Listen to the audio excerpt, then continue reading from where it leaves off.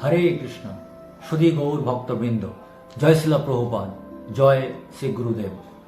আজ আমরা শ্রীমদ্ ভগবদ গীতা যথাযথ দ্বিতীয় অধ্যায় সাংখ্যযোগের 16 নম্বর শ্লোক পাঠ এবং তার মর্মার্থ উপলব্ধি করব।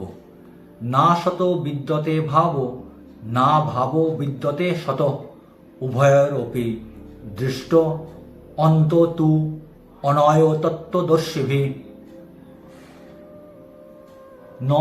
না অশত অনিত্য বস্তুর বিদ্যতে হয় ভাব স্থায়িত্ব, না অভাব বিনাশ বিদ্যতে হয় শত নিত্য বস্তুর উভয়ে অপি যথার্থই দৃষ্ট দর্শন করে অন্ত সিদ্ধান্ত তু কিন্তু অনয় তাদের তত্ত্ব সত্য দর্শিভি দ্রষ্টাদের দ্বারা।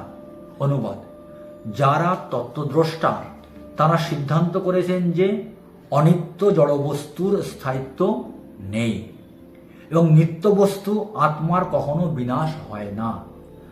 তারা উভয় প্রকৃতির যথার্থ স্বরূপ উপলব্ধি করে এই সিদ্ধান্তে উপনীত হয়েছেন।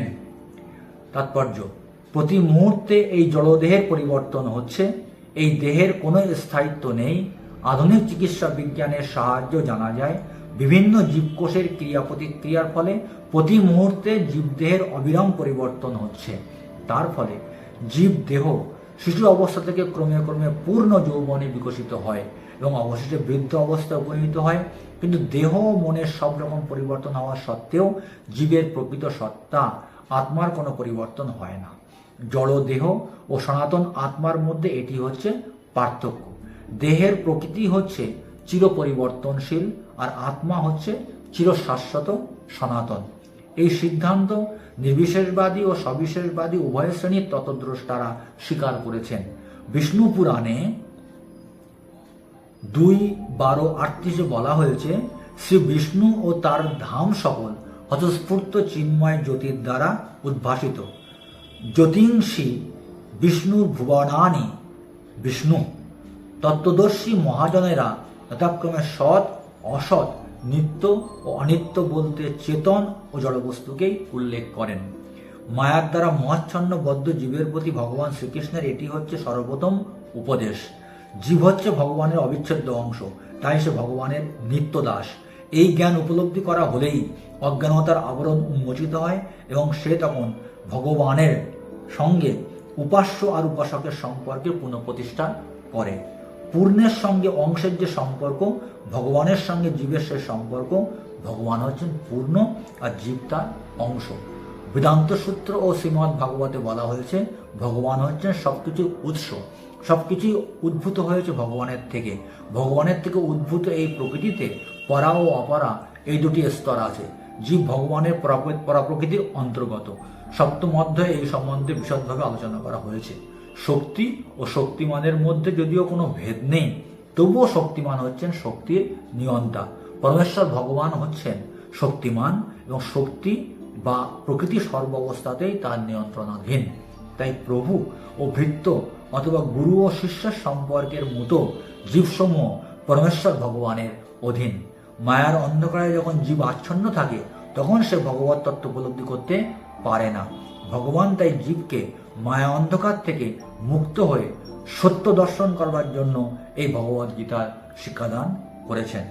এই শ্লোকের মাধ্যমে ভগবান শ্রীকৃষ্ণ শ্রী অর্জুনের মাধ্যমে আমাদের শিক্ষা দিচ্ছেন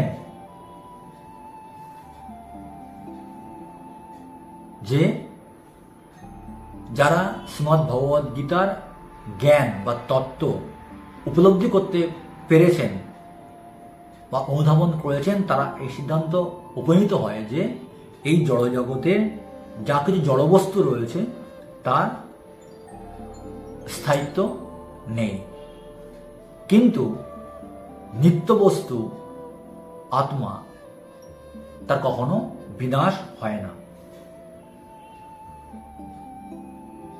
পণ্ডিত ব্যক্তিরা যারা শ্রীমদ্ ভগবদ গীতার জ্ঞান গুরু পরম্পরা ক্রমে জেনেছেন তারা এই তত্ত্ব অনুধাবন করতে পারেন।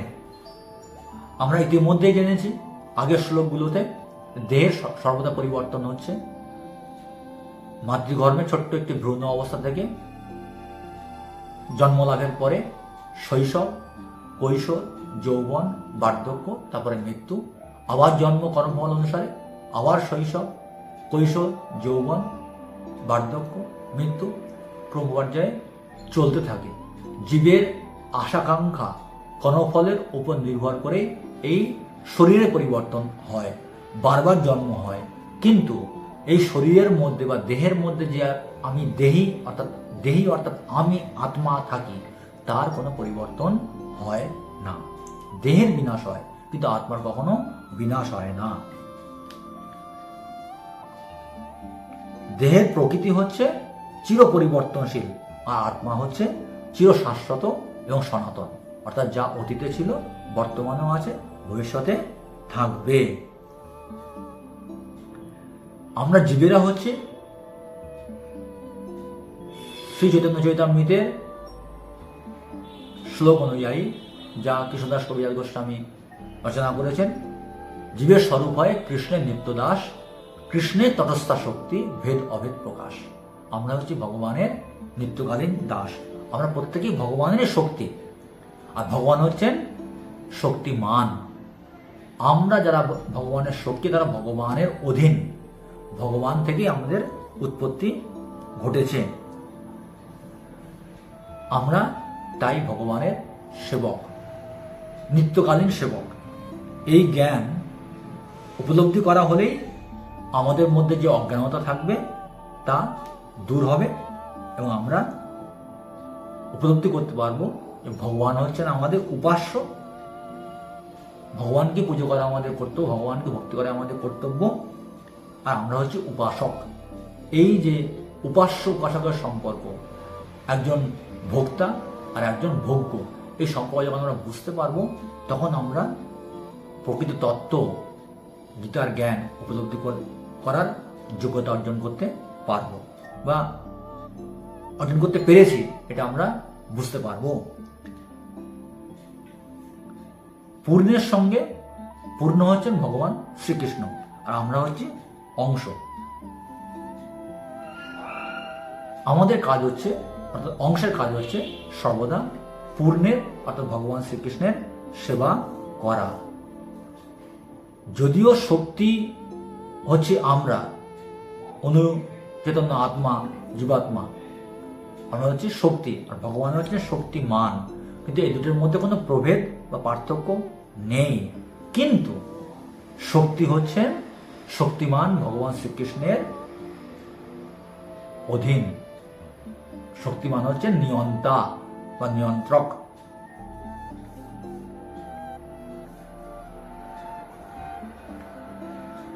অর্জুন মায়ার অন্ধকারে আচ্ছন্ন ছিলেন, বা এই জয়জগতে যে সমস্ত ব্যক্তিরা মায়ার অন্ধকারে আচ্ছন্ন থাকেন বা মায়ার দ্বারা পরিচালিত হন, তারা এই তত্ত্ব উপলব্ধি করতে পারেন না।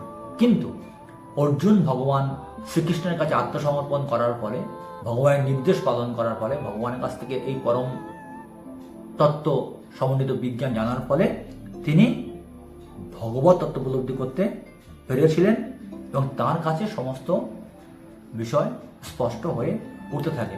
ঠিক অর্জুনের মতো আমাদেরও শ্রীমদ্ ভগবদ গীতা থেকে এই জ্ঞান লাভ করার ফলে আমাদের মধ্যে যে মায়ার অন্ধকার রয়েছে তা দূরীভূত হবে, এবং আমরা প্রকৃত জ্ঞান লাভ করে সমৃদ্ধ হতে পারব।